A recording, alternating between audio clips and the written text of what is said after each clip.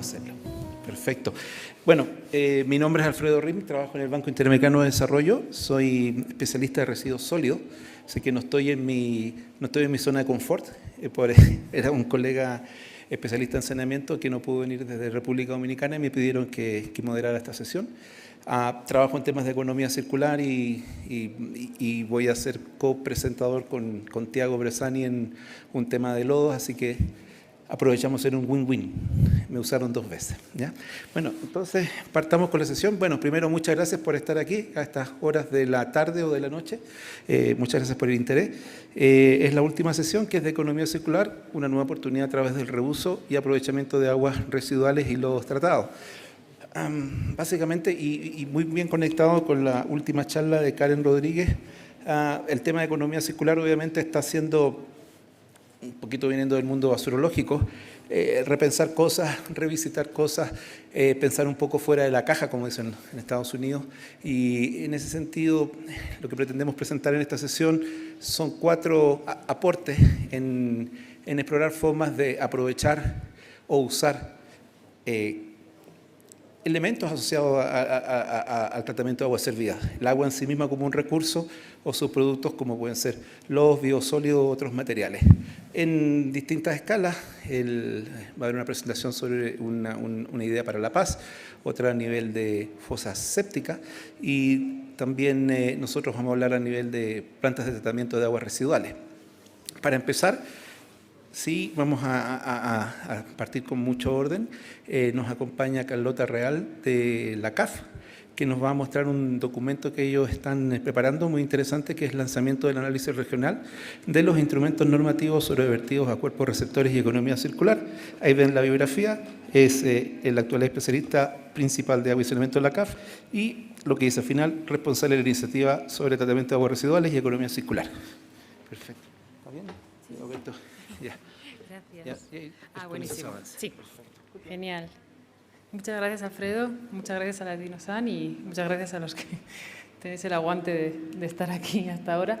Bueno, yo voy a ser muy breve. Vengo a presentarle, como ha dicho Alfredo, una publicación que estamos, espero que de aquí a 2 semanas, publicarla. La podéis encontrar gratuitamente en la Sieteca de CAF, en la página web. Que se enmarca un poco, como ha comentado Alfredo, en una iniciativa de temas de aguas residuales y economía circular que CAF lleva impulsando desde hace más de 5 años. Comenzamos no solo en términos de financiamiento, sino también mucho en temas de consultoría y asistencia técnica, en relevamiento de casos que existen en América Latina, sobre todo vinculados al tema de reuso y financiamiento. Y también, bueno, una guía de planificación de inversión de tratamiento de aguas residuales con enfoque de cuenca que hemos presentado esta mañana y este análisis normativo. Este análisis normativo lo buscamos un poco con esa idea de que, bueno, siempre hablamos de que quizás América Latina tiene instrumentos normativos a veces muy restrictivos, pero bueno, nunca había como una revisión real y pormenorizada de los instrumentos normativos y una revisión muy mirando hacia la región, ¿no? No en comparación con la EPA, con la normativa de la EPA ni con la Directiva Marco del Agua, sino bueno, mirar qué tenemos en la región, qué buenas prácticas sobre todo, ¿no? Entonces la idea fue realizar este análisis regional con apoyo también del IMTA de México sobre temas de vertidos a cuerpos de receptores, alcantarillado y economía circular, en este caso la normativa que habilita reuso de agua tratada y de biosólidos. Entonces, bueno, esta es la portada para que cuando la publiquemos la reconozcáis y podáis descargarla. Viene un poco, estos son los retos que normalmente planteamos un poco, los retos muy generales, obviamente luego hay particularidades de por qué no tenemos tantos casos de economía circular en la región, sin embargo tenemos muchos temas de estrés hídrico, estamos empezando a tener una gran inversión en plantas de tratamiento y por lo tanto estamos empezando a tener un problema realmente de manejo de lodos. Entonces, la idea es un poco ayudar que la normativa sea un marco de apoyo y de incentivo y no una barrera, ¿no? No sea el que nos ponga la zancadilla para seguir trabajando en estos temas. Entonces, bueno, voy a presentar muy corto la normativa para recuperación de agua tratada. En los 12 países que hemos revisado, como veis, los que tienen en azul oscuro son los países que tienen normativa. Una de las normativas más antiguas es México, que también coincide con ser uno de los países que más casos de reuso presenta también obviamente tiene grandes problemas de sequía, de estrés hídrico, lo cual también ayuda mucho a impulsar, ¿no?, estos proyectos. Esos son los usos que habilitan las normativas, obviamente subcategorías, y también depende del país, se plantean unas restricciones u otras. Como digo, se ven como países donde Colombia, que recientemente, más o menos recientemente, revisó su normativa, tiene una visión mucho más flexible del reuso, México también, Brasil. Otros, sin embargo, tienen una visión un poco más, Panamá también tiene una visión mucho más flexible, sin embargo, bueno, quizás la situación de Panamá, donde el tema del recurso hídrico no es tanto problema, quizás no presenta tantos casos, ¿no? Pero bueno, como digo, no todos los países tienen una normativa, entonces la primera recomendación que damos es obviamente habilitar un marco normativo que permita esos casos. Y casualmente, bueno, en esta revisión, una de las cosas que más nos sorprendió es, bueno, si comparamos con el mapa de acueducto de zonas de estrés hídrico, vemos que se caracterizan sobre todo en México, en la zona este de Brasil y en toda la cordillera andina, que justamente coincide sobre todo el tema de la cordillera andina, donde no hay marcos normativos para reuso de agua tratada, lo cual sorprende porque la realidad es que sí hay casos de reuso en agua en la cordillera andina, con lo cual estamos dejando a la parte más municipal o estadual o provincial que se tengan que arreglar sus propios marcos normativos, ¿no? Entonces, la realidad es que desde los gobiernos nacionales deberían de habilitar estos marcos, deberían de promoverlo y ayudar a las partes más locales, que son los que se encuentran con los problemas realmente de falta de oferta hídrica a la hora de reutilizar el agua. Entonces, bueno, vemos que, por ejemplo, el reuso en América Latina, el uso, perdón, del agua, la mayor parte se atribuye a la agricultura y, sin embargo, no estamos uniendo el agua tratada como oferta hídrica para ese tipo de uso, ¿no? Entonces, bueno, aparte, nada, no me da tiempo a leeros todo esto, pero bueno, hay una serie de recomendaciones que vienen mucho en tema de gobernanza en consenso. Todas estas normativas implica que tenemos que reconocer los otros usuarios, es decir, la agricultura, la industria, otros temas. Entonces, bueno, tenemos que incluirlos a la hora de hacer reformas normativas. Tema de enfoque de promoción, como decía, hay muchas normas que tienen un enfoque muy restrictivo y la idea obviamente no es esa. Un enfoque económico-financiero, que entendamos que el agua tratada es parte de la oferta hídrica y hay que tratarlo como tal. Y, bueno, revisión periódica. Esta revisión periódica que hagamos de las normativas tiene que estar sustentada en un conocimiento real de la situación. Entonces, también una promoción de inventarios nacionales, de temas de usuarios potenciales, ayudará a mejorar una normativa y que sea realmente realista con la situación del país. Y, obviamente, especificaciones técnicas que ayuden a nivel más local a poder cumplir con la normativa y a poder elaborar proyectos adecuados. Y luego, en cuanto a la otra normativa que también revisamos, que es la del manejo y aprovechamiento de lodos y biosólidos, también nos encontramos con que no todos los países tienen una normativa directamente sobre temas de biosólidos. Muchas veces están metidas en las normativas de manejo de residuos sólidos, lo cual no promociona mucho el tema de biosólidos, que, bueno, tiene otras características, ¿no?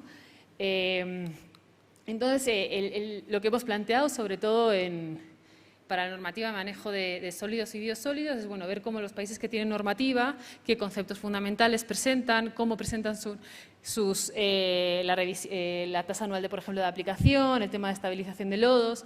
Vemos, por ejemplo, como Argentina y Perú, que son los últimos que han revisado su normativa, plantean en muchos casos qué tecnologías a utilizar, lo cual entendemos que ayuda mucho también a nivel local a entender cómo tienen que afrontar estos proyectos de aprovechamiento de lodo y biosólidos, el tema de usos en el suelo y potencial agronómico, el tema de valorización energética, que es uno de los grandes temas, uno de los grandes usos potenciales, solo es reconocido en 3 normas, y, por ejemplo, también la comercialización de biosólidos, ¿no? Al final es lo que nos va a habilitar también un gran marco de reutilización, y solo 4 normativas lo habilitan. O sea, no es que las otras lo prohíban, pero bueno, el tema de normalizarlo, de que aparezca la normativa, también da un marco, apoya, ¿no?, a generar estos proyectos. Entonces, bueno, también las recomendaciones van por el mismo estilo que el del agua tratada. No me voy a detener tampoco mucho, creo que me pasó de 5 minutos, ¿no? Ya, bueno, ¿qué más? Y las recomendaciones generales, que también van muy en mano con los temas de vertido, es un poco, cuando revisemos nuestras normativas, ha ocurrido mucho que se ven muchas similitudes con la normativa, sobre todo de Estados Unidos, ¿no?, de la EPA, que se entiende perfectamente porque obviamente ellos tienen un camino recorrido, pero sí, a la hora de traer esas normativas deberíamos revisar la realidad hídrica, institucional, de gobernanza que tenemos en nuestros países para que esa normativa sea adecuada. realista y que al final fomente la inversión en vez de restringirla, ¿no? En muchos casos. Entonces, bueno, armonizar la legislación y la normativa bajo el enfoque de gestión de recurso hídrico, que es lo que nos habilita, lo que digo, a que nos tragamos a nuestra realidad, adecuar la normativa, enfoque de promoción e incentivos, en vez de estar restringiendo el uso. Por ejemplo, en biosólidos, para mejorar los suelos, hay una normativa que hablaba de 48 meses desde que utilizas los biosólidos hasta que lo puedes utilizar para agricultura. Eso al final, la verdad es que te está prohibiendo casi, ¿no? que lo reutilices. Entonces, esa visión un poco tenemos que dejarla atrás y, obviamente, fortalecer las instituciones para el cumplimiento. Lo que nos está pasando mucho es que las instituciones no se ven capaces de adecuar sus marcos normativos, de utilizar las tecnologías que el reuso se necesita. Entonces, bueno, tenemos que hacer un esfuerzo también en el tema de desarrollo de capacidades. Y ya, he sido corto. Gracias. Ya avisaremos cuando lo publiquemos para que...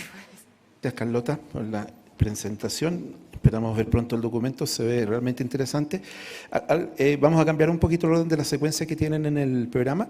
Tiago Bressani y yo vamos a hablar al final y ahí retomamos un poco lo que acaba de presentar Carlota. Ahora vamos a ir a otra línea de pensar un poco fuera de la caja, a temas de innovación y ideas muy interesantes en la línea de vía soluciones alternativas, preservar el recurso, hacer tratamientos sustentables y recuperar sus productos como energía o materiales. Lo voy a dejar primero con Cindy Ospina, que va a presentar Saniflora, una solución basada en la naturaleza de saneamiento regenerativo como alternativa a las convencionales fosasépticas. La presenté mal, ella no es fosaséptica, es alternativa. Ahí está el currículum y ella es ingeniera sanitaria de la Universidad del Valle y ingeniera civil de la Politécnica de Cataluña y máster de Urban Water and Sanitation de la UNESCO IGE Delft en Holanda y consultora investigadora. Perfecto. ¿Van a presentar con el micrófono? ¿Sí? Ya, ok. Bueno, ahí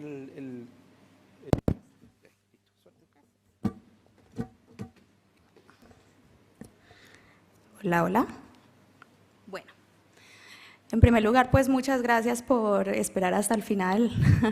Ha sido una jornada bastante larga e intensa, también para mí. Entonces, bueno, soy muchas cosas, pero me definiría como que he seguido una trayectoria del agua que empezó con una investigación evaluando pues la calidad del agua en un río en la India y a partir de ahí decidí regresar a Latinoamérica, a Colombia, a involucrarme en proyectos de voluntariado y llegué a una comunidad, a un asentamiento informal en el eje cafetero y bueno, la trayectoria del agua avanzó a partir de ahí, de voluntaria a directora de una ONG que se llama Pasiflora, Mujer, Comunidad y Bioingeniería. Y por último, digamos que hemos avanzado al punto de ser inventora y emprendedora. Bueno, pues Saniflora básicamente lo que busca es mejorar el acceso a saneamiento básico en contextos de asentamiento informal, pero con un enfoque de género, ¿sí? Centrado en las mujeres y también con el objetivo de mitigar cambio climático, porque, bueno, recientes estudios muestran el impacto de los sistemas de saneamiento en la atmósfera por medio de los gases de efecto invernadero que se generan. Entonces, con Saniflora buscamos contribuir al Objetivo de Desarrollo Sostenible 5, que es equidad de género, y al Objetivo de Desarrollo Sostenible 6. Entonces, bueno, vamos a ahondar un poquito en esta trayectoria del agua y cómo a través de la tecnología y los avances que hemos hecho, pues hemos contribuido o no al sector APSH. Bueno, este video resume un poquito como nuestros inicios. Bueno, parece que imprimieron la presentación en PDF, entonces lógicamente el vídeo no, no sale. Podemos decir que hay una boliviana que ha sido estructural en todo este proceso y que probablemente sin ella no estaría aquí delante. A ver qué les cuento de mientras. Un chiste.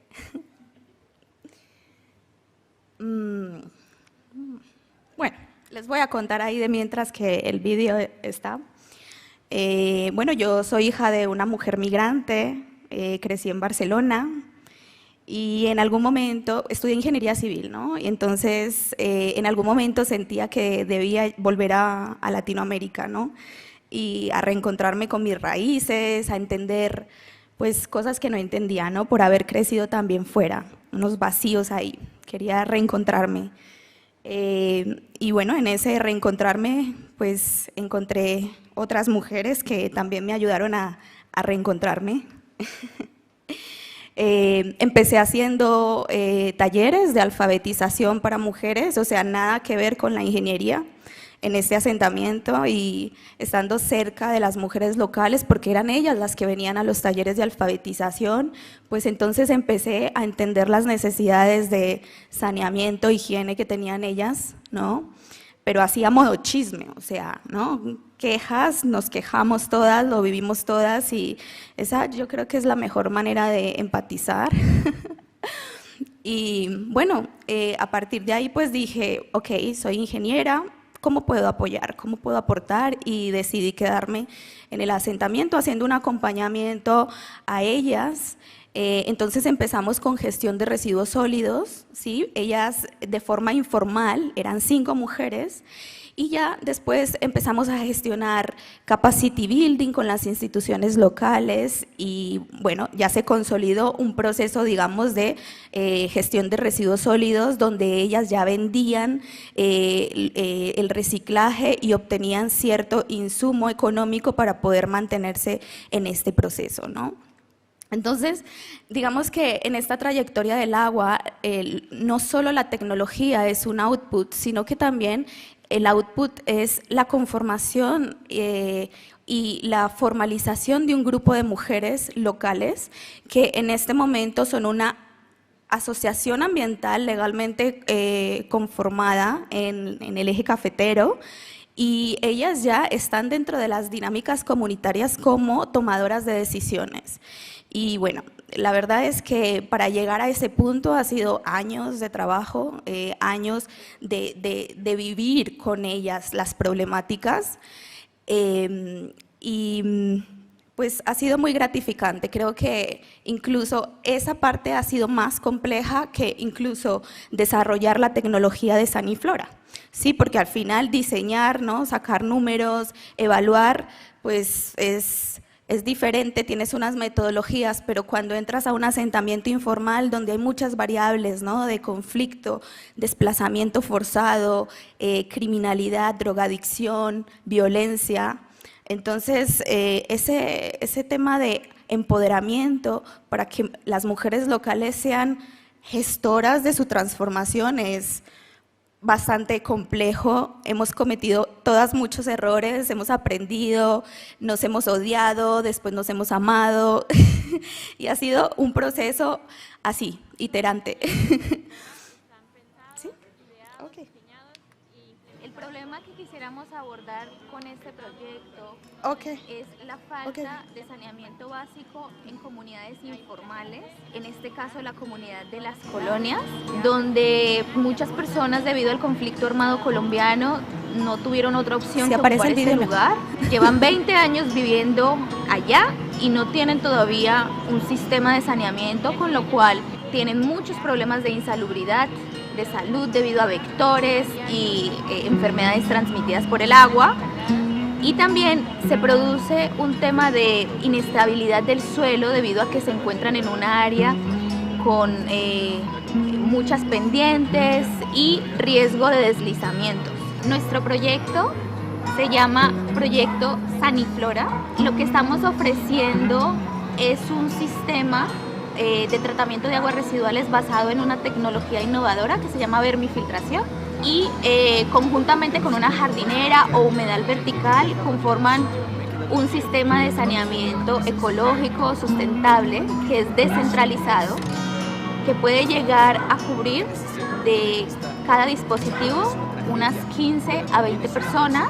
Con esta tecnología estamos evitando que las personas lleguen a tener contacto con las heces fecales y al mismo tiempo que estas mismas heces fecales que van a parar al río que pasa por por cerca a sus viviendas, evitando la contaminación del mismo río.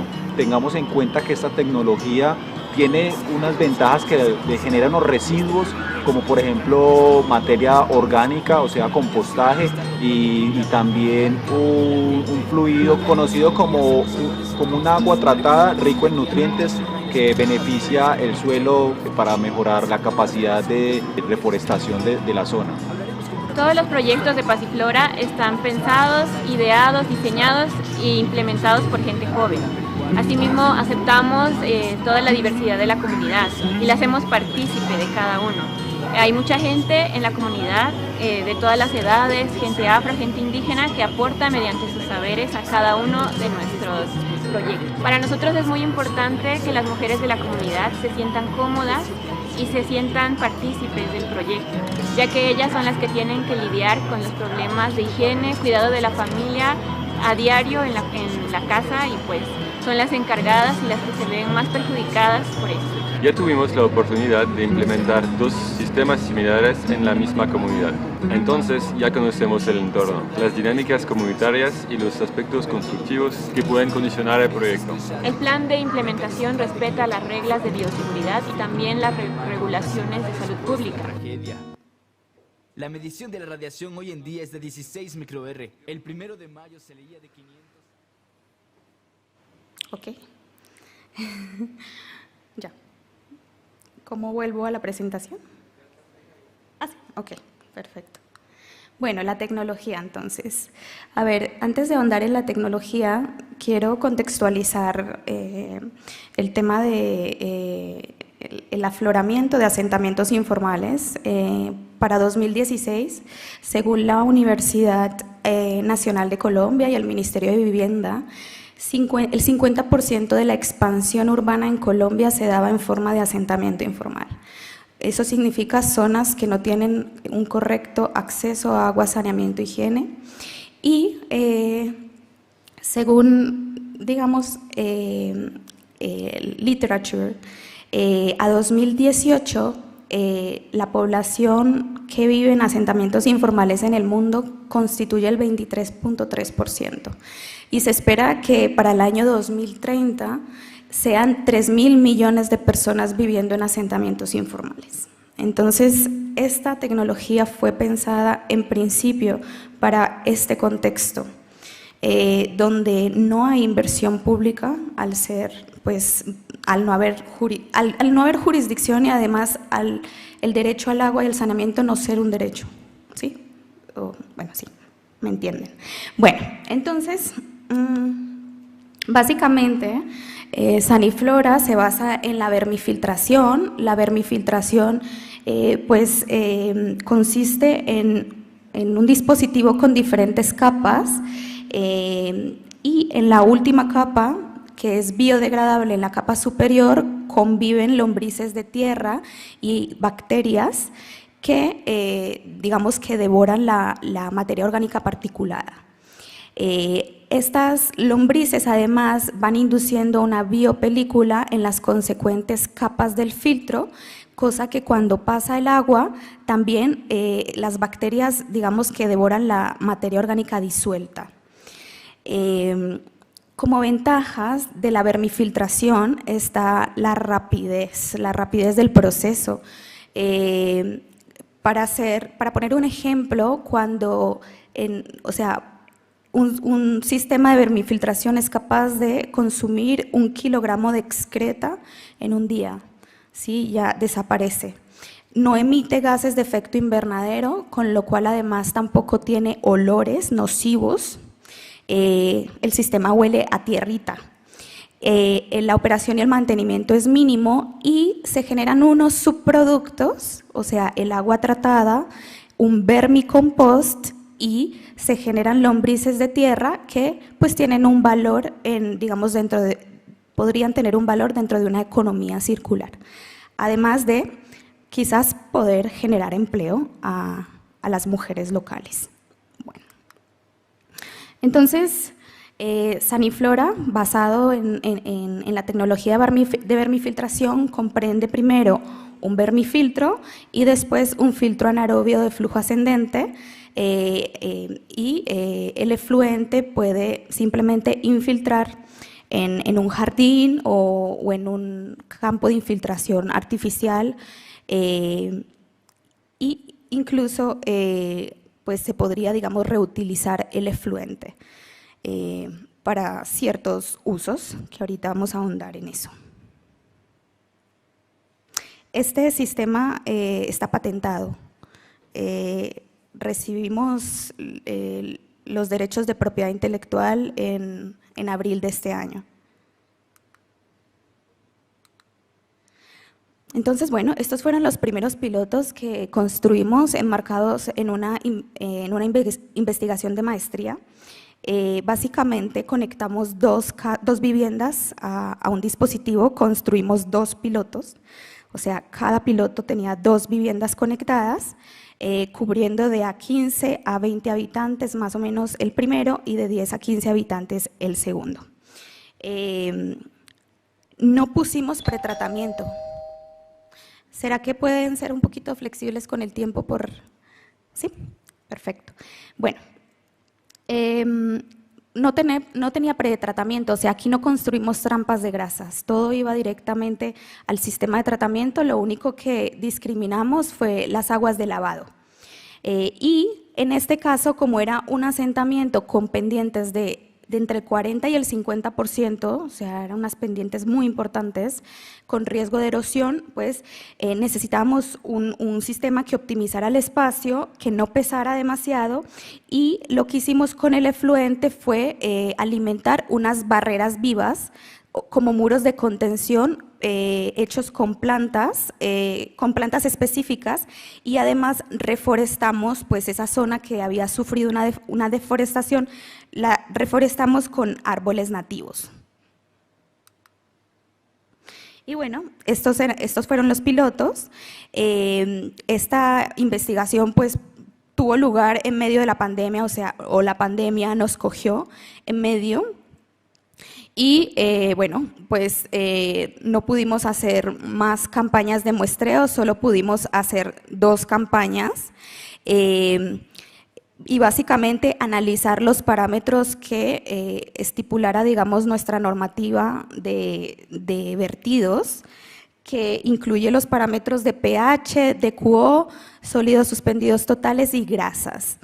Y tras 3 meses de operación de estos pilotos, obtuvimos remociones de entre el 70 y el 85% en dichos parámetros, y tras 6 meses obtuvimos remociones del 80 al 95% en nuestros primeros pilotos. Entonces, bueno, para nosotros esto fue como un éxito rotundo. Y bueno, este es uno de los resultados. Por ejemplo, la normativa colombiana marca estos límites: pH entre 6 y 9, DQO 200, sólidos suspendidos totales 100 y grasas y aceites 20. Pues digamos que en lo único que nos descachamos un poquito fue en el DQO, que no cumplió exactamente con el valor de 200, pero nos desviamos 50 unidades, lo cual pues es bastante, consideramos que es un resultado positivo. Bueno, entonces además quisimos analizar también los subproductos de la tecnología, porque lo que buscábamos era el Sanitation Service Chain, ¿no? Precisamente un ciclo regenerativo, o cerrar ciclos, ¿no? Ciclos de nutrientes y quizás alargar el ciclo natural del agua. Entonces, en este caso hicimos pruebas. Tras 15 semanas de operación cogimos muestras de vermicompost, hicimos pues análisis y encontramos 12 trazas de compuestos químicos que son bastante beneficiosos para la agricultura, entre los cuales pues encontramos nitrógeno, fósforo, calcio, potasio, en cantidades importantes, y 2 componentes que son los ácidos húmicos y ácidos fúlvicos, que son inducidos por las lombrices y que tienen propiedades de biorremediación de suelos. Entonces, bueno, el ratio, el NP, por ejemplo, que es un ratio que, digamos, que diferencia fertilizantes. Si un fertilizante artificial puede tener un ratio NP de 15, nuestro vermicompost, que era totalmente orgánico y que proveía de la digestión de excretas, tenía un ratio NP de entre 12 y 13. Lo cual se acercaba mucho a los beneficios que ofrece un fertilizante artificial, pero pues con otro proceso, ¿no? Mucho más amigable con el medio ambiente. Además, con este subproducto o inóculo, lo que hicimos fue bioactivar nuevos sistemas de tratamiento, 3 nuevos sistemas de tratamiento, y digamos, empezaron a funcionar en menos de 2 semanas. ¿Sí? Esta es una característica muy importante, a diferencia de un sistema séptico que tarda más tiempo en empezar, digamos, su proceso biológico y empezar a hacer el tratamiento. Nosotros conseguimos tratamiento entre 1 y 2 semanas. Ok, el otro.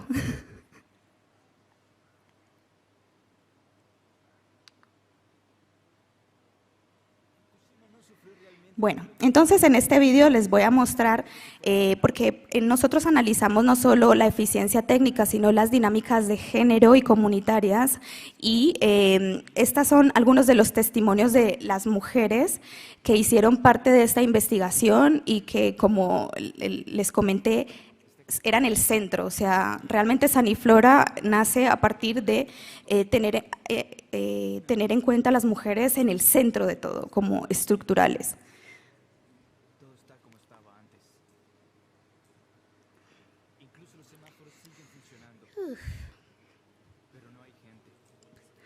Si mientras se encuentran el vídeo alguien quiere hacer una pregunta.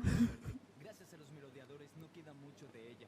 Desmantelaron toda la ciudad en partes, llevándose todo lo que tenía valor: ropa, aparatos electrónicos, incluso calentadores. Los pisos no tienen mucho, solo grandes piezas de mobiliario. No, digamos que nuestra normatividad no lo aceptaría de momento como, digamos, un compost orgánico, un fertilizante, porque pues proviene de las excretas y todavía no está regulado, pero pues es un potencial. El nivel de radiación el día de la evacuación registró 100 ml por hora, que es aproximadamente... No, la pregunta era si respecto al vermicompost como producto habían pasado algún tipo de estándar de calidad de producto, algún tipo de calificativo formalmente. ¿No se escuchó? La pregunta era si el vermicompost había pasado algún tipo de estándar como producto, ya no desde el punto de vista ambiental, sino como producto comercializable había pasado algún tipo de estándar. ¿Alguna otra pregunta más?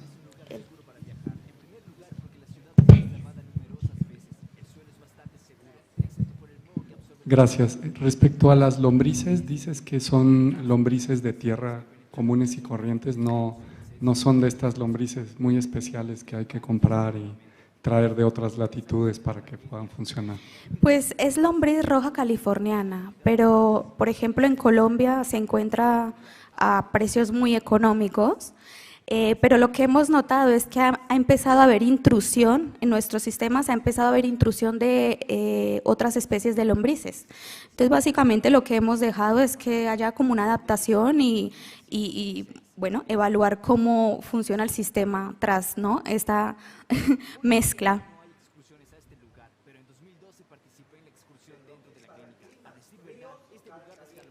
Entre 20 y 40 grados centígrados. Tiene mejor eficiencia.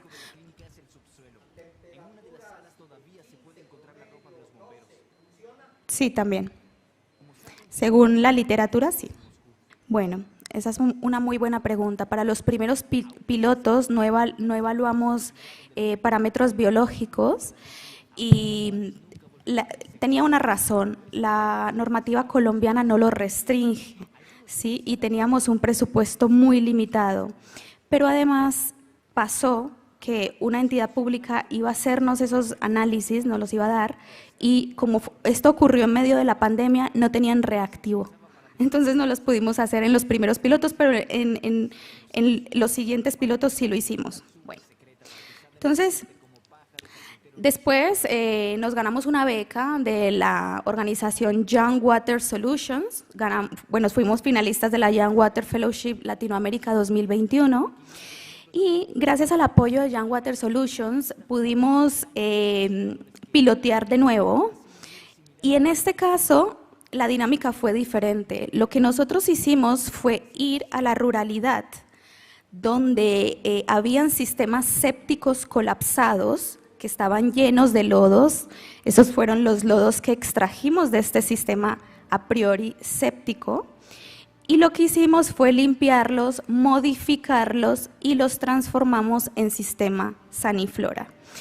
Entonces, lo que hicimos fue alargar la vida útil de una infraestructura que estaba colapsada, que había perdido su funcionalidad y volvió pues a tener una funcionalidad, ¿no? Y a tratar las aguas. Y bueno, estas fueron análisis de dos de esas transformaciones que hicimos, de sistemas sépticos colapsados a sistemas Saniflora, ¿sí? Y aquí pueden ver los resultados. Confronté la normativa para vertimiento, pues, cuyos, digamos, límites les mostré anteriormente, pero además el año pasado en Colombia se aprobó una normativa que limita ciertos parámetros cuando el vertimiento no es a cuerpo de agua, sino a suelo, ¿sí? Entonces, bueno, la diferencia es que la nueva normativa limita fósforo y limita nitrógeno total. Entonces, bueno, aquí pueden ver los resultados de los dos pilotos. Realmente también consideramos que fueron unos resultados muy positivos. En cuanto a DQO, por ejemplo, ambos pilotos cumplían con los estándares. En el caso de fósforo total, por ejemplo, uno de ellos se acercó mucho, ¿no? Había una tasa de 8.3 respecto al límite que era 5. Entonces estábamos hablando también de fijación de fósforo, lo cual es increíble. Las grasas y aceites cumplía con mucha ventaja, y el nitrógeno total, pues nos descachamos en uno de los pilotos pues por nada, ¿no? Por menos de una unidad. Y los sólidos suspendidos, en este caso, uno no nos dio, y creo que sí fue por un error de la toma de la muestra. Igual, y aquí sí tomamos parámetros microbiológicos, pero tuvimos resultados muy positivos en un piloto y en el otro no, pero concluimos que se debió a un error. Tardó más de la cuenta esta muestra en llegar al laboratorio, entonces la muestra estaba viciada, ¿sí? El resultado estaba viciado. Necesitamos hacer más pruebas de calidad del agua, nos encantaría pilotear más sistemas Saniflora, y bueno, estamos en ese proceso. Y para terminar, mensajes clave es eso, que necesitamos pilotear más. Nos encantaría que hubiera más apoyo al emprendimiento WASH. También presionamos paralelamente, hacemos activismo y presionamos para que el agua y el saneamiento sea considerado un derecho en Colombia. Creemos que la transversalización del enfoque de género necesita estar en todo lo que tenga que ver con agua y saneamiento, ¿sí? Desde la institucionalidad, sus políticas públicas, sus normativas, regulaciones, para que realmente haya un efecto en campo que contribuya a la justicia de género, especialmente en Latinoamérica. Y bueno, nos encantaría además que hubiera más apoyo institucional en agentes de cambio a nivel comunitario como esta organización de mujeres, para que ellas se autogestionen y sean las que induzcan cambio dentro de sus propias comunidades, ¿no? Pero se necesita apoyo. Y muchas gracias pues por la atención.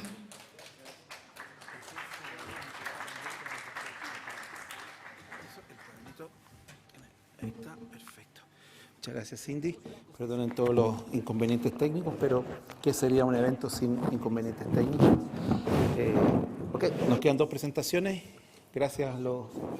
Esto es como el expreso de Ryan, los últimos que iban quedando. No.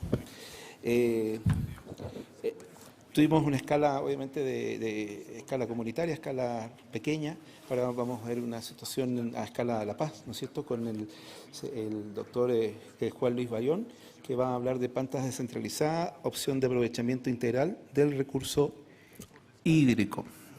Esto es la hora que está ya provocando espasmos. Hacemos pasar al doctor Juan Luis Bayón. Cambiamos la presentación, por favor.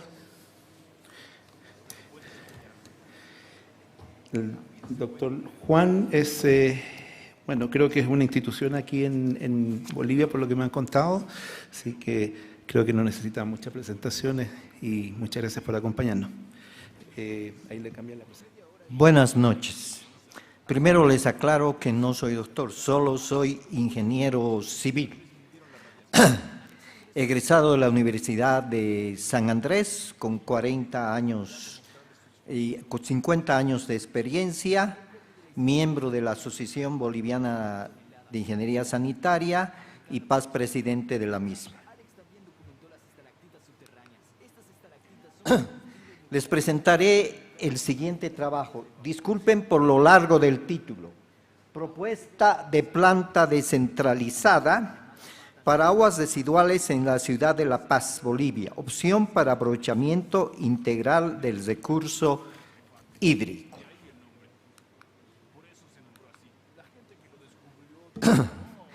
La ciudad de La Paz se halla a 3.600 metros sobre el nivel del mar. Es sede de gobierno. Tiene aproximadamente 900.000 habitantes, pero no tiene planta de tratamiento. Las aguas residuales son vertidas a un curso receptor, que es el río Choquiyapu. La contaminación que se ha generado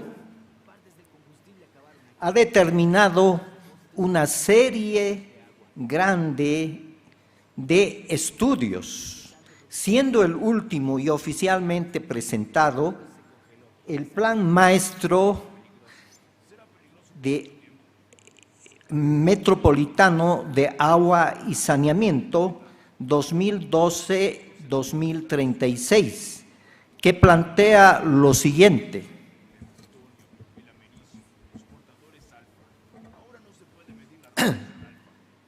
Construcción de 13 interceptores que captan las aguas residuales y las descargan en un emisario de 9 kilómetros, aquí podemos ver el emisario en línea roja, que la conduce hasta una planta centralizada. Abajo en las tablas podemos ver los caudales que llevarán cada uno, porque es un proyecto, cada uno de los interceptores.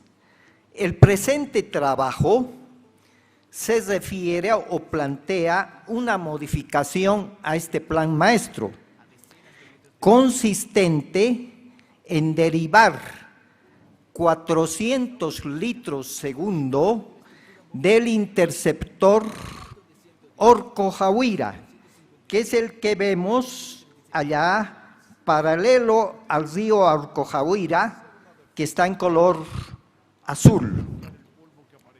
Tratar esas aguas y con las mismas generar energía eléctrica y riego.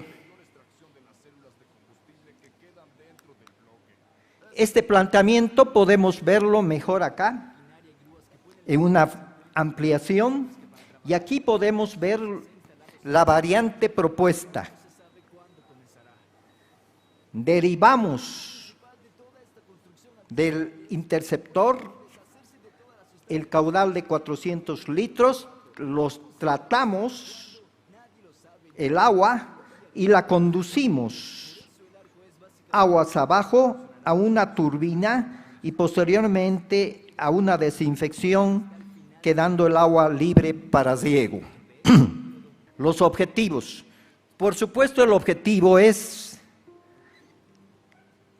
establecer o construir una planta descentralizada en el área urbana para poder aprovechar de mejor manera y manera óptima el recurso hídrico. Ello supone tratar las aguas de acuerdo a la ley del medio ambiente y garantizar su aptitud para uso de generación eléctrica y riego. Y finalmente, aprovechar el desnivel topográfico de 172 metros para generar hasta 430 kilovatios y riego para 520 hectáreas.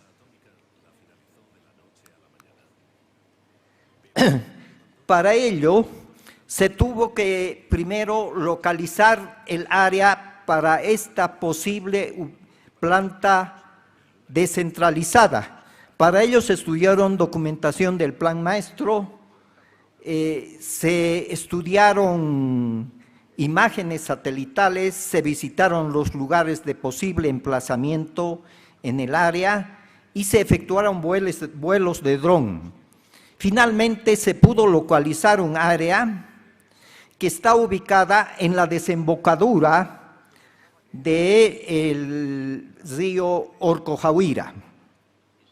Paralelamente se conceptualizó una planta de tratamiento que fue elegida, una planta convencional integrada por tratamiento preliminar, 2 trenes de tratamiento mediante sedimentador primario, filtro percolador y sedimentador secundario, descargando las aguas a unos tanques reguladores y de allí enviarlas con un penstock a la casa de máquinas. La tecnología adoptada para el tratamiento biológico fue la de los filtros percoladores, por la simplicidad en su operación, mantenimiento y eficiencia que tienen estas unidades. En cuanto a los parámetros de diseño, son similares a los del plan maestro, pero para esta propuesta se realizaron campañas de campo y mediante muestreo de las aguas se verificó que las cargas se incrementaban aproximadamente un 20%, que son las que tenemos acá en la figura. No se tratan nitrógeno ni fósforo, porque el agua será destinada para riego. Además, no se tratarán los lodos, porque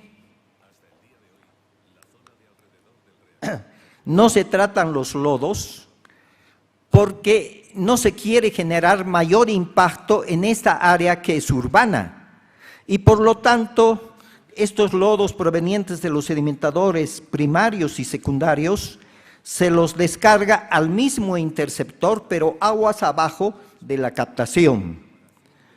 Por otra parte, dada la configuración del terreno, las unidades estarían dispuestas en línea.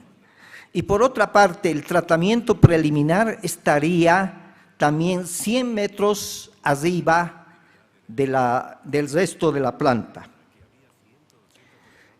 El área de emplazamiento está ubicada en una zona de la ciudad de tránsito que une dos barrios, Obrajes y Miraflores. El área tiene en sus flancos cerros muy empinados, pero estables, porque son parte geológica de la formación Miraflores, Grava Miraflores, que es el terreno más sólido que existe en la ciudad.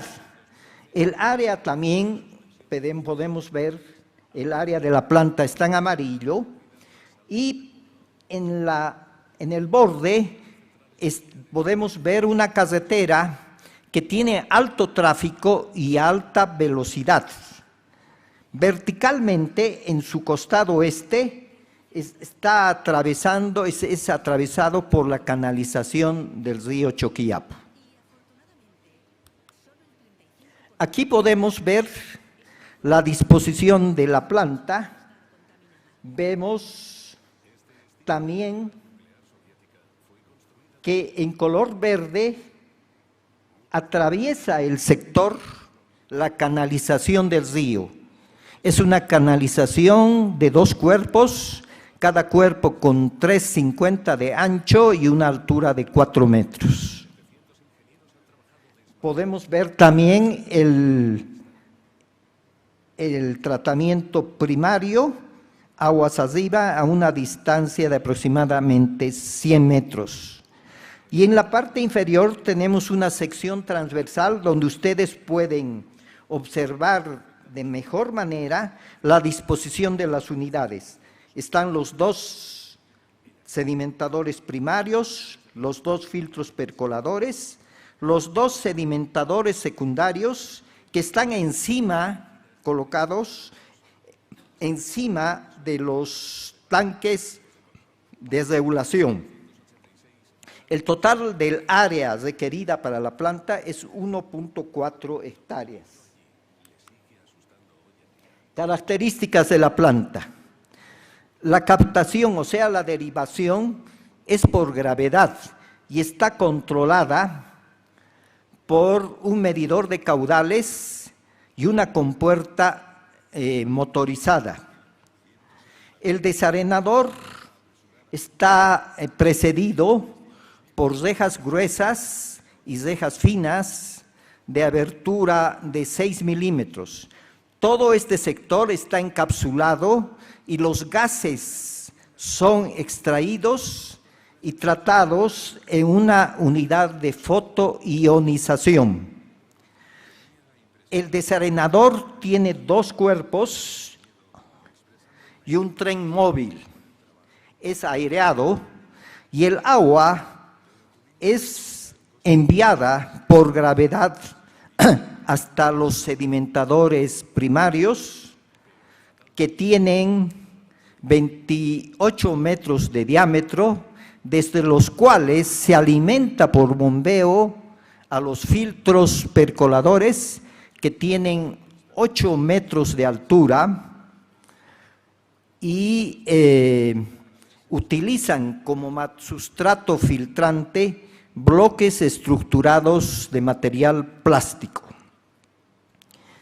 El efluente de los filtros percoladores es conducido a los sedimentadores secundarios, pero parte del caudal, un 50% de ese caudal, es recirculado por bombeo hacia los filtros percoladores.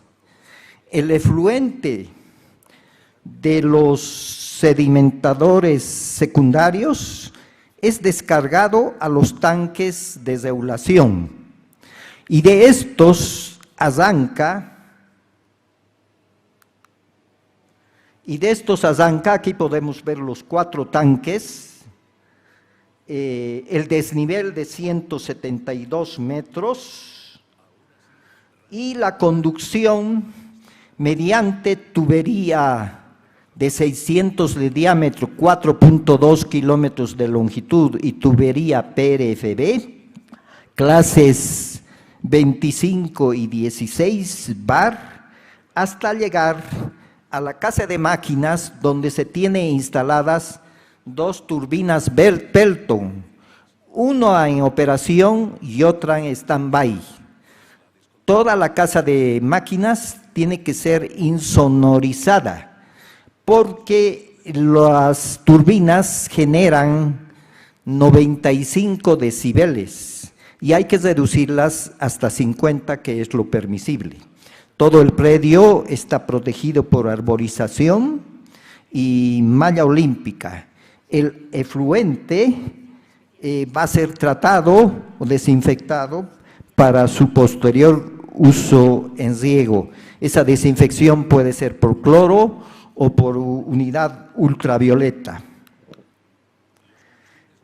El costo constructivo de la planta es de 18 millones de dólares, el 81% es la planta y el 19% el componente eléctrico. La verificación sobre la viabilidad financiera nos muestra resultados positivos tanto para el BAN como para el TIR. Impactos. Todo el tratamiento es aerobio. Se incluye control de olores con la fotoionización. No se tratan los lodos. No existen construcciones próximas alrededor y el perímetro será arborizado. Por lo tanto, el impacto ambiental queda bastante minimizado. No existe derecho propietario, 6.200 metros son propiedad privada y adquirirla. Ya el resto es terreno municipal y para su uso hay que tramitar una ley específica. El mayor riesgo es que de un total de 250 metros de longitud que tiene la planta, 160 están yendo total o parcialmente por encima de la canalización. Sostenibilidad. Es muy importante en una planta o en un proyecto conocer su sostenibilidad. Aquí estaría garantizada porque el futuro operador, que sería EPSAS, ya tiene una planta con filtros percoladores operando en Puchucollo, en su planta de Puchucollo hace más de una década. Por lo tanto, tiene personal y conocimiento para el manejo de este tipo de planta. Por otra parte, la ubicación de esta planta descentralizada está apenas a 5.2 kilómetros de las oficinas y del laboratorio central de EPSAS. Por lo tanto, su monitoreo se ve bastante facilitado. Por otra, la planta también estaría automatizada y se haría un control mediante SCADA, que también el operador maneja este sistema. Las natas de los sedimentadores, el material retenido por las rejas, así como la arena retirada del desarenador, se depositan en containers que serán retirados diariamente y llevados al relleno sanitario. Replicabilidad. Es factible porque aún existen ciertos terrenos que pueden ser utilizados en esta modalidad de tratamiento en la ciudad de La Paz. Podrían aplicarse parcialmente a las plantas que existen en Sucre y la que construyan tal vez en Potosí. Lecciones aprendidas. Concluimos que es factible la utilización de plantas de este tipo. Y además, si pudiéramos replicar 2 plantas más, existiría la posibilidad de que se pueda lograr la autodepuración del río Choquiapu, lo que nos traería como resultado una economía sustancial respecto a los costos que tendría la planta centralizada planteada por el Plan Maestro. ¿Y esto debido a qué? a que el río Choqueapu en parte es captada para llevar hasta la planta de tratamiento, porque el río Choqueapu está funcionando como colector mixto, tanto de aguas pluviales como de aguas residuales. Si tratamos parte de eso, el río Choqueapu puede naturalmente autodepurarse. Finalmente, como conclusión, podemos decir que es factible una planta descentralizada en el área urbana si se aprovechan las condiciones fisiográficas de la ciudad y se plantea integralmente el uso del recurso hídrico, saneamiento, energía y riego. Sin embargo, la construcción de esta planta, por lo que hemos visto que atravesamos una canalización, conlleva riesgos y desafíos, pero también estamos observando que cada día hay más presión, más estrés hídrico y estrés energético, y que la ingeniería civil ha avanzado a tal grado que es posible que esto sea factible. Es todo, muchas gracias. Perfecto. La última presentación del día. Yo, junto a mi colega Tiago Bresani, vamos a hablar de la relevancia de la transformación de lodos en biosólidos para el fomento de la economía circular. Básicamente yo voy a hacer una mini provocación de 2 minutos de hablar si los lodos son residuos, por qué hay que caracterizarlos y que incluso siendo complicados o peligrosos eso no impide su recuperación.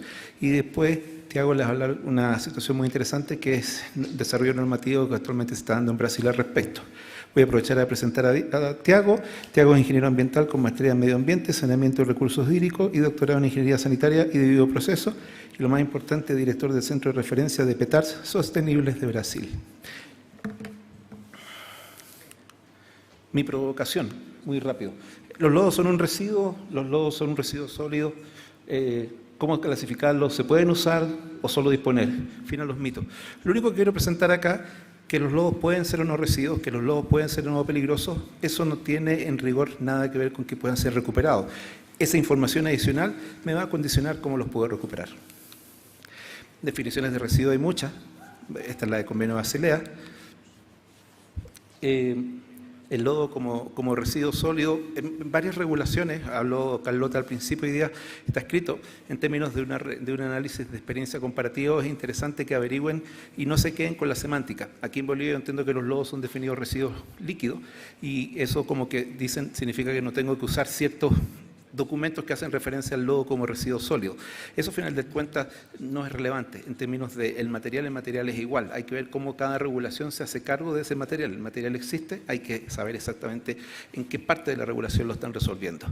La definición de la RCRA, que es la Acta de Residuos Peligrosos de Estados Unidos, define el lodo de una forma bastante tradicional. Y lo más importante, los residuos sólidos obviamente pueden ser líquidos y de cualquier forma. Primer mito, ¿es un residuo sólido reciclable o es un residuo líquido reciclable? La respuesta es potencialmente todo reciclable. La calidad del material es la que obviamente va a condicionar si se puede hacer o no.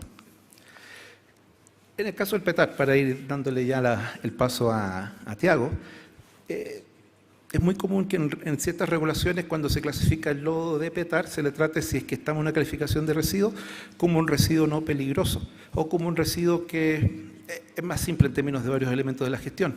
¿Qué pasa si tenemos dudas reales de que el sistema de alcantarillado está contaminado? ¿Qué pasa si tenemos dudas que la alimentación de la planta es de tal forma que la calidad del lodo no puede ser en estricto rigor homologado o definida inmediatamente como un lodo de una PETAR convencional? Ahí simplemente 3 mensajes. Los lodos dentro de varias regulaciones aparecen mencionados. El I-18 en el Convenio de Basilea dice: residuos resultantes de la operación de eliminación de desechos industriales son peligrosos. En Chile se extienden a todos. Cualquier residuo resultante de cualquier operación de eliminación es peligroso por defecto. ¿Por qué? Porque en Chile se hizo el análisis, se copió lo que está arriba, se convirtió la Y en ahí, pero dijeron, ¿tenemos seguridad que todas las plantas de agua reciben sistemas de alcantarillado limpios y puros o tenemos miedo que puedan existir, por ejemplo, ingresos de aguas industriales o ingresos de aguas de tormenta, etcétera? En Estados Unidos, de hecho, aquí abajo existe una desregulación del lodo como un residuo peligroso, si es que se es seguro que el lodo es de fuente de residuo doméstico. A conclusión de esto, que obviamente uno tiene que entender si mi lodo es complicado o no. A eso no hay que tenerle miedo, es bastante sencillo. Y en el fondo, lo último que hay que saber es qué característica tendría mi lodo si fuera un residuo. Si el lodo es un residuo, básicamente significa administrativamente que tiene que ser manejado como tal. No hay impedimento que se maneje, que se pueda recuperar. Ese impedimento no existe. Si localmente un país define hacer una regulación específica para lodo, es donde este tipo de resoluciones se tienden a resolver en forma más estricta. Nosotros trabajamos en un proyecto recientemente en el cual, por ejemplo, en México había la opción de reciclar o usar lodo desde el punto de vista agrícola, pero el primer punto de la norma decía tiene que chequear si ese lodo, bajo las normativas de residuos peligrosos, es peligroso. Si es peligroso, en el caso de la normativa mexicana se decía que no se podía reciclar. ¿Eso mataba el proceso? No, simplemente decía, si usted le quita la propiedad de peligrosidad, el lodo entra nuevamente a este sistema. Don Tiago, los últimos serán los primeros. Gracias por el trasnoche. Muchas gracias, Alfredo. En verdad que esta sesión es una prueba de resistencia, ¿sí? Hasta el último salir por la puerta. Entonces, que Alfredo les dice sobre la clasificación de lodos, entonces pasamos por el tema del uso. Yo hablo en nombre del Centro de Referencia de Petrar Sostenibles, que es una empresa derivada del Instituto Brasileño de Petrar Sostenibles. Les pido un poquito de paciencia porque les voy a hablar en portuñol. Muy bien, el tema, ¿lo que es esto? Ok, me voy a pasar bien rápido, por eso no lo sé por qué se queda con problema. El punto es que las estaciones, las plantas de tratamiento son típicamente diseñadas basado en la legislación ambiental. Lo que pasa es que ellas pueden atingir elevadas eficiencias de remoción de materia orgánica, de patógenos, de nutrientes, pero esta no es la situación que tenemos en Latinoamérica. Sí, lo que pasa es que hay una ausencia de la percepción de los valor que se puede tener con la recuperación de subproductos. Los lodos son típicamente vertidos en basurales, cuando mucho para rellenos sanitarios, entonces hay gastos con transporte, hay las emisiones de gases de efecto invernadero por cuenta de los transportes, la reducción de la vida útil de los rellenos, cuando mucho. En tema de biogás es simplemente quemado, cuando mucho. Los quemadores son típicamente ineficientes, entonces, por lo tanto, hay emisiones de olores, de metano, que eleva el tema de gases de efecto invernadero, por consecuencia, la pérdida de potencial de energía. Y en el tema de los efluentes son típicamente vertidos para cuerpos de agua, con pérdida de nutrientes, contaminación. Muy bien. Estos subproductos, biogás, lodo, las aguas, los efluentes tratados pueden representar un elevado potencial de aprovechamiento para América Latina, como nosotros vemos discutiendo a lo largo de esta conferencia, ¿sí? Pero que hay pocos esfuerzos en la América Latina, bastante incipientes, como por ejemplo aprovechamiento energético. Acá solamente dos fotos, una de quema de biogás, y otra de aprovechamiento energético en una planta en Brasil. Yo creo que esta no es la versión más actualizada de la presentación, pero no hay problema. Seguimos con esta. Bien, lo que pasa con las aguas residuales en términos de composición es como prácticamente solamente agua, ¿sí? Solamente 0.1% es la parte que lleva a contaminación, que es la parte que contiene la materia orgánica y el contenido de nitrógeno y fósforo, por ejemplo. Tenemos que considerar que hay un potencial muy grande en América Latina para aplicación de la tecnología anaerobia. Por ejemplo, en tu presentación, Juan, yo me quedé con la curiosidad, ¿por qué no considerar, por ejemplo, los reactores USB, los RAFAs, al invés de los decantadores primarios, por ejemplo? Este es un tema muy importante de se discutir en América Latina, la relevancia de los sistemas anaeróbicos con el control de olor y de emisiones de metano. Tenemos tecnología para eso hoy en día. Muy bien, con la tecnología anaerobia podemos convertir esta materia orgánica en energía, muy bien, en metano, en CH4. La producción celular, el lodo, tiene un contenido muy importante de nutrientes. Muy bien, con esto tenemos las petars convencionales en que cuando tenemos un proceso anaeróbico, los gases, el biogás es típicamente llevado a un quemador. Los lodos, como les dice, puede pasar, por ejemplo, por un lecho de secado, entonces va a un relleno o a un vertedero, el efluente típicamente para cuerpos de agua. Nuestra propuesta, o lo que hemos trabajado, es con la posibilidad de, por ejemplo, tener el lodo integrado con el gerenciamiento del lodo en una perspectiva de atender a la clasificación para el uso del material, haciendo una conexión con lo que Alfredo les dice. Muy bien, podríamos tener el contenido energético de biogás, por ejemplo, para unidades de higienización de lodos, y parte de este biogás también podría ser llevado, por ejemplo, para cocción en los vecinos de la estación de la planta de tratamiento. El contenido de nutrientes de la fase líquida, del líquido tratado, por ejemplo, en una laguna de polimento, lo que nos lleva a un efluente desinfectado, podría ser conjuntamente con el lodo llevado para a agricultura, sin ningún problema en términos de seguridad y atendimiento a criterios de medio ambiente. Lo veremos con un poquito más de detalle en las diapositivas adelante. Bien, nosotros hicimos algunos cálculos en términos de balanzo de emisiones per cápita de gases de efecto invernadero para aquella condición del flujograma de una petar sostenible. ¿Okay? Lo que pasa es que lo que ven en este gráfico es las emisiones en términos de kilogramos de CO2 equivalente por habitante por año, por una petar convencional, en aquel caso que tenemos un reactor WASB seguido por una laguna de estabilización, y la petar sostenible con las tecnologías de aprovechamiento de biogás integrado con el uso de lodo. Lo que pasa es que la higienización de lodos, con la higienización de lodos, podríamos evitar la disposición en vertederos porque teníamos un material seguro desde el punto de vista sanitario y desde el punto de vista de medio ambiente para ser llevado a la uso benéfico en suelos. Entonces, haciendo eso, evitamos, por consiguiente, las emisiones fugitivas en los rellenos, en los vertederos y lo que está también asociado a la posibilidad de tener distancias de transportes más cortas, por dos motivos. Primero, porque cuando usamos la temperatura del biogás para el lodo, podríamos reducir el volumen de material generado, ¿sí? Porque tenemos una concentración de sólidos más elevada, más alta. También podríamos tener la aplicación en la agricultura, en los vecinos, por ejemplo, si estamos en una ubicación con este tipo de actividad. Bien. Esto nos lleva a una reducción significativa en términos de las emisiones, lo que es un tema muy importante de ser discutido. ¿Sí? Lo que perciben es que hay una neutralización de la huella de carbono cuando pasamos de la petar convencional para la petar sostenible. Bien. Un paso adelante de esta configuración es lo que ven en esta diapositiva. Es el mismo flujograma que vieron en una diapositiva anterior, pero con algunos números. Empiezo por esta parte a la izquierda de ustedes. Lo que ven es la posibilidad de tener el biogás en aquella unidad de higienización.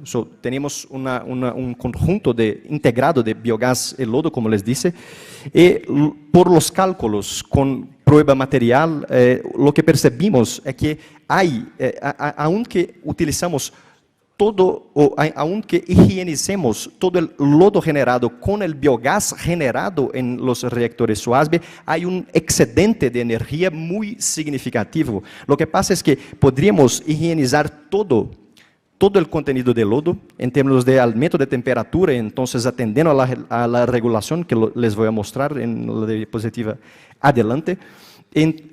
Aunque hacemos eso, hay un excedente en términos de 75% del potencial estimado para esta estación. Estamos aquí hablando, considerando un ejemplo para una petar de 10.000 habitantes, ¿ok? Pero la escala no es muy relevante. Si ustedes reducen, la proporción, el ratio se mantiene. Es como directamente proporcional al número de habitantes. Bien, este excedente, por ejemplo, podría ser llevado para cocción, por ejemplo, para cocinas en las las ubicaciones vecinas de la estación de tratamiento.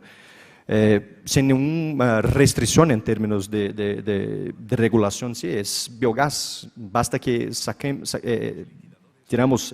el contenido de H2S.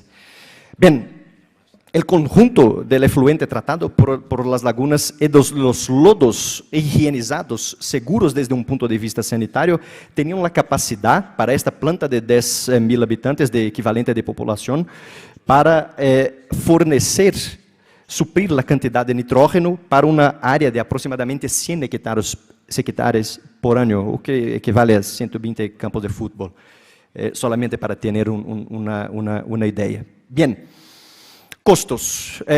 Lo que ven en el gráfico, este es PETAR en portugués, ¿sí? PETAR convencional y la PETAR sostenible. La PETAR convencional, los gastos, lo ven 8.800 alguna cosa, son gastos que nosotros levantamos en términos de higienización, en términos de transporte y disposición del lodo para una misma PETAR convencional con el mismo equivalente de población, 10.000 habitantes. Mucho bien. Este costo lo ven que se reduce un poquito cuando tenemos la PETAR sostenible, porque podríamos reducir el volumen de lodo utilizando biogás o reducir el número de transportes requeridos, la distancia de transporte requerida. Entonces hay una reducción con un poquito, sí, salimos de 8.000 hacia 6.000.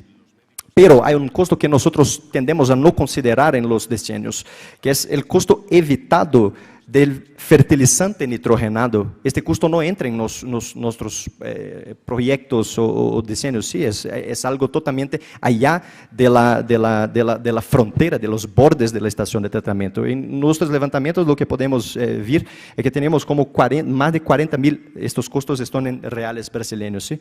Más de 40.000 en términos de costos evitados por cuenta de la sustitución de los fertilizantes nitrogenados convencionales por el lodo. Bien, esta es una versión de la presentación que de hecho fue cambiada, solamente algunas fotos de procesos de secado de lodo. Acá lo ven un secador térmico de lodo que es alimentado con el biogás de reactores SUASBE. Acá un leito de secaje, arriba una laguna de estabilización, nada de nuevo, ¿okay? Un reactor UASB, también nada de nuevo en términos tecnológicos.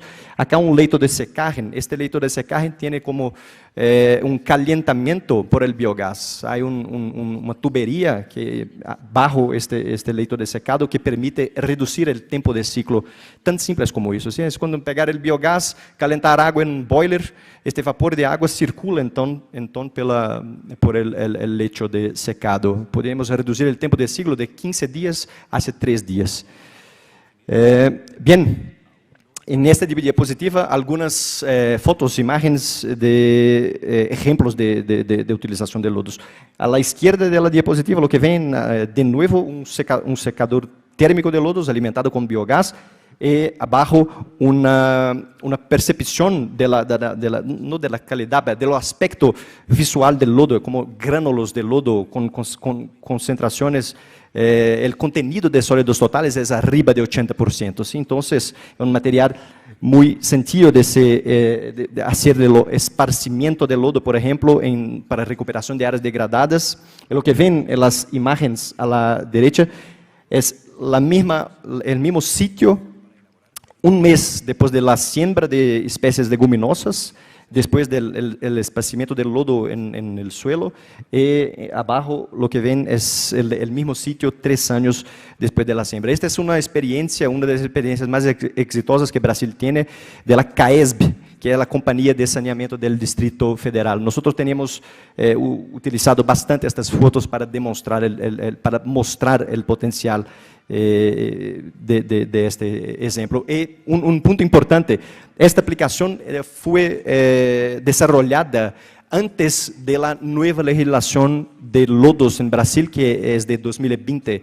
Entonces, esta legislación, ella de hecho brinda con las posibilidades de utilización efectiva de lodo en suelos. ¿Y por qué? Por cuenta de nos brindar con la regulación o con los criterios que algunos de ellos Alfredo mencionó, por ejemplo, en la segunda tabla. Los números no son importantes por el momento. La mensaje de este slide, de esta diapositiva, es que esta legislación ella parte de una perspectiva de riesgo tolerable al invés de riesgo cero. Teníamos en Brasil, antes de 2020 una legislación que tenía como directiva el riesgo cero. Entonces, habría la necesidad de monitorear una secuencia de parámetros microbiológicos y de sustancias químicas. Entonces, lo que teníamos hoy es una perspectiva de riesgo tolerable. Por ejemplo, en términos de calidad microbiológica, lo que ven, que está marcado en rojo, dos clases de lodo. Para estas dos clases teníamos dos tipos de parámetros clave a ser, en términos microbiológicos, a serem monitoreados, que son los huevos viables de eumintos y Escherichia coli. Nosotros, por ejemplo, no necesitamos más monitorar salmonella o virus entéricos, porque no hay necesidad. Si garantimos la remoción, por ejemplo, de Escherichia coli, necesariamente estamos garantizando la remoción de virus entéricos. Entonces, no hay por qué monitorear. En términos de sustancias químicas, lo que teníamos son como también dos clases basadas en la concentración de metales pesados, lo que ven en esta tabla de concentración y no de tasa de aplicación. La legislación toma en cuenta las dos cosas, la concentración de metales pesados y la tasa de aplicación anual, cuánto que se puede aportar de metales pesados en un suelo. Entonces, con esta configuración, lo que teníamos por el momento es la condición ideal para el uso benéfico, garantizada la seguridad sanitaria y en términos de medio ambiente también. Por lo tanto, teníamos como llegado a los puntos finales. Yo traté de ir bien rápido en mi presentación. En términos de selección de tecnologías, lo que tenemos que tener en cuenta en América Latina es que tenemos climas tropicales, contextos socioeconómicos locales que varían mucho de países para países. ¿Por qué no utilizar los procesos anaeróbicos considerando el control de olor, el control de metano, generar energía y utilizar integrado con los lodos? Nosotros tenemos que tener esa reflexión o terminaremos por implantar lodos activados en todas las plantas grandes de Latinoamérica como tenemos en Europa. Las PETAR sostenibles, no existe confrontación, antagonismo en cuanto a la búsqueda de una solución a los desafíos de incremento de la recorrida de aguas residuales. Lo que hay es que una perspectiva al contrario, ¿sí? La valorización de recursos en el tratamiento de aguas residuales puede nos brindar con los recursos fundamentales para aumentar, para incrementar la cobertura de los servicios de saneamiento en nuestra región. Esta debe ser la perspectiva que nosotros tendríamos que buscar, ¿sí? Y por fin, la cuestión específica de los lodos, ellos de hecho pueden ser usados, pero es fundamental un manejo seguro, y esto puede ser garantizado, por ejemplo, teniendo en cuenta estas legislaciones que conversamos y la posibilidad, de nuevo, del manejo integrado con el biogás. Y por fin, el tema de la aceptación social, nosotros hemos tenido la oportunidad durante a lo largo de los días de hoy de ver alguna cosa en este sentido. De hecho, este es un punto muy importante de ser debatido, que no hay definición general. Con esto, me gustaría de agradecerles por la atención y por la resiliencia hasta el momento. Gracias. 4, 5, 12, 20. Estamos como 25, ¿no? Incluido técnicos que también los incluimos en el conteo oficial. No, muchísimas gracias. No creo que sea necesario hacer un gran resumen. Básicamente una sesión de economía circular. Vimos, hay todo un mundo bien provocativo en lo que hay que hacer con los lodos, y creo, un poco juntando lo que dijo CAF al principio y lo que acaba de presentar Tiago, hay trabajo que hacer aún en aspectos normativos y esta vinculación del manejo seguro, ¿no? La economía circular rompe fronteras de residuos con materiales y es ese punto donde estamos.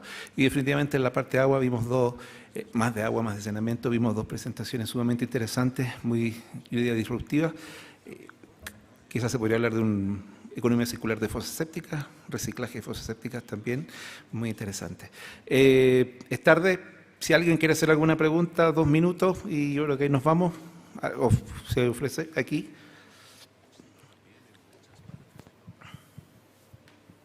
Buenas noches, agradecerle por tanta paciencia, igual a todos. Mi pregunta va a ser rapidita y mi pregunta va especialmente a lo que estábamos hablando hace rato, de que el sistema que puede existir en La Paz, ingeniero, perdón, la pregunta es a los dos, especialmente.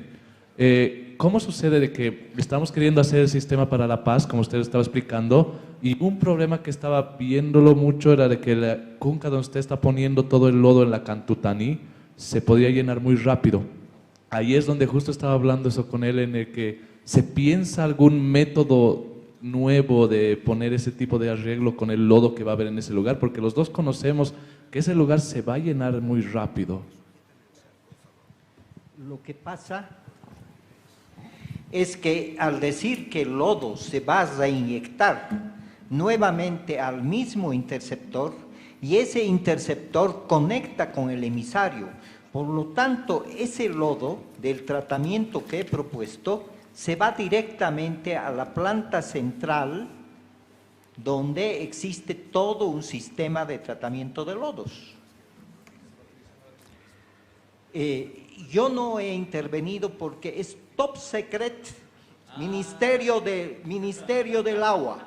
Top secret, la cooperación internacional que trabaja financiando eso. Y top secret, la empresa de agua, no dicen nada. Entonces uno tiene que sugerir, suponer, etc. Esa es la situación, ¿ya? Sí, este es el problema, sí, tenemos que tener transferencia de tecnología, no simplemente es lo que pienso para América Latina.